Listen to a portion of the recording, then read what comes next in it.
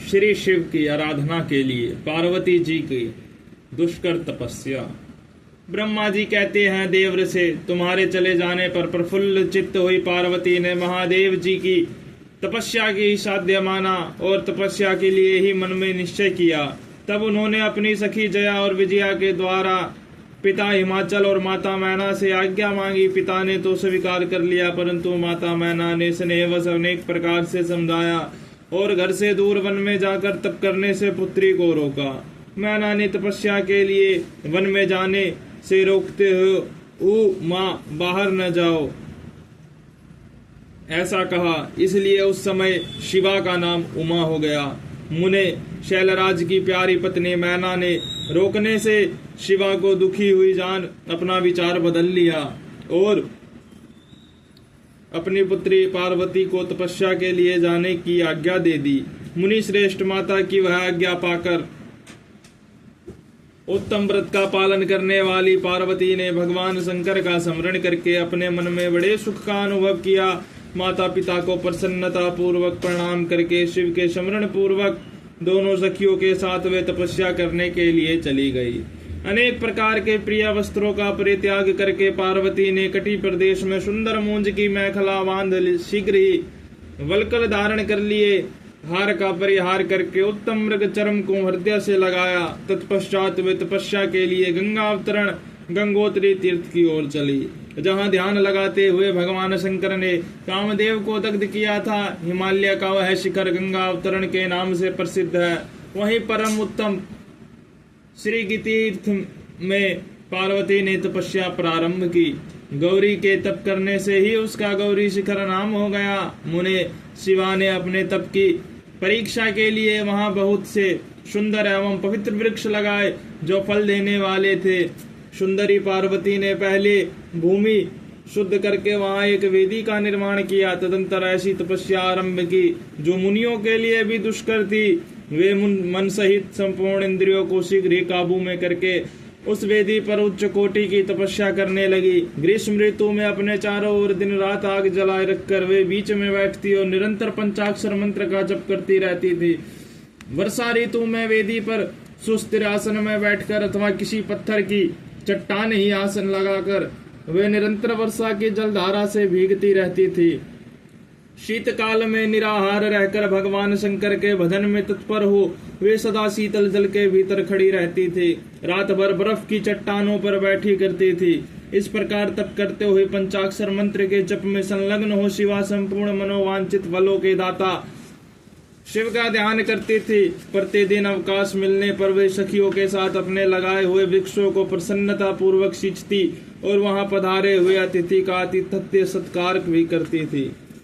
शुद्ध चित्त वाली पार्वती ने प्रचंड आंधी, कड़ाके की सर्दी, अनेक प्रकार की वर्षा तथा दुस्सह धूप का भी सेवन किया। उनके ऊपर वहां नाना प्रकार के दुख आए, परंतु उन्होंने उन सब को कुछ नहीं गुना। मुने वे केवल शिव में ही मन लगाकर वहां सुस्थिर भाव से खड़ी या बैठी रहती थी। उनका पहला वर्ष फलाहार में बीता और दूसरा वर्ष उन्होंने केवल पत्ते चबाकर बिताए। इस तरह तपस्या करते हुए देवी पार्वती ने क्रमशः असंख्य वर्ष व्यतीत कर दिए।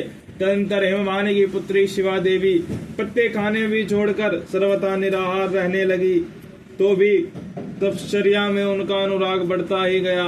हिमाचल पुत्री शिवा ने भोजन के लिए पर्णक का भी परित्याग कर दिया, इसलिए देवताओं ने उनका नाम अपर्णा रख दिया। इसके बाद पार्वती भगवान शिव के स्मरण पूर्वक एक पैर से खड़ी हो पंचाक्षर मंत्र का जाप करने लगी। उनके अंग चीर और वकल से ढके थे। वे मस्तक पर जटाओं का समूह धारण किए रहते थे। इस प्रकार शिव के चिंतन में लगी हुई पार्वती ने अपनी तपस्या के द्वारा मुनियों को जीत लिया। उस तपोवन में महेश्वर के चिंतन पूर्वक तपस्या करते हुए काली के 3000 वर्ष बीत गए। तदंतर जहाँ महादेव जी ने 60,000 वर्षों तक तप किया था, उस स्थान पर क्षण भर ठहर कर शिवा देवी इस प्रकार चिंता करने लगी, क्या महादेव जी इस समय यह नहीं जानते कि मैं उनके लिए नियमों के पालन में तत्पर हूँ, तपस्या कर रही हूँ?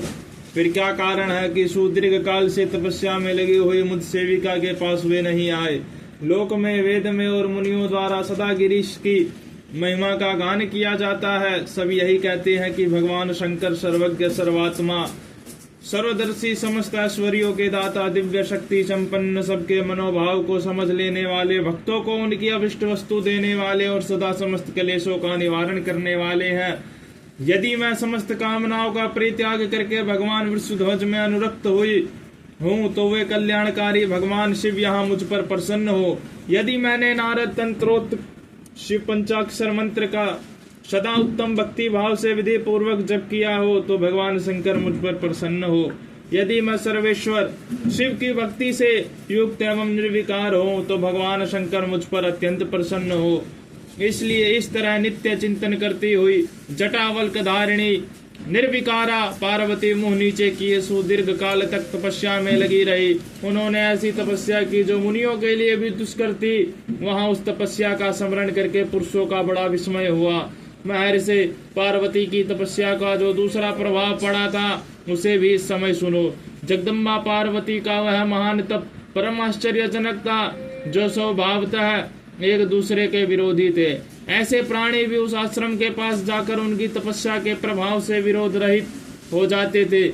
सिंह और गौ आदि सदा राग आदि दोषों से संयुक्त रहने वाले पशु भी पार्वती के तप की महिमा से वहां परस्पर बाधा नहीं पहुंचाते थे।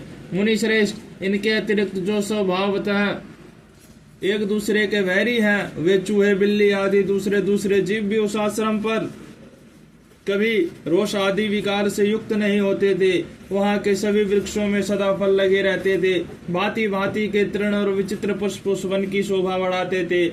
वहां का सारा वन प्रांत कैलाश के समान हो गया। पार्वती के तप की सिद्धि का साकार रूप बन गया।